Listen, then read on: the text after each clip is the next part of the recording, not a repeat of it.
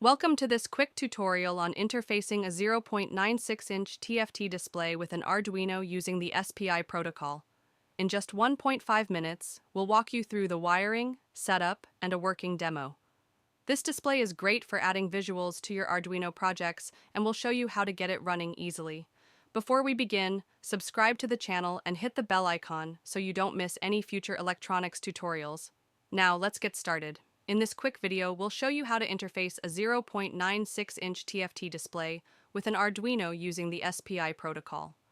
We'll connect CS to pin 10 and VDD to 5 volts, then upload code to display graphics or text.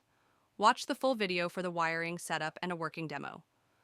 Connections: used CS to pin 10, MOSI to pin 11, SCK to pin 13, DC to pin 9, RST to pin 8, VDD to 5 volts, GND to GND.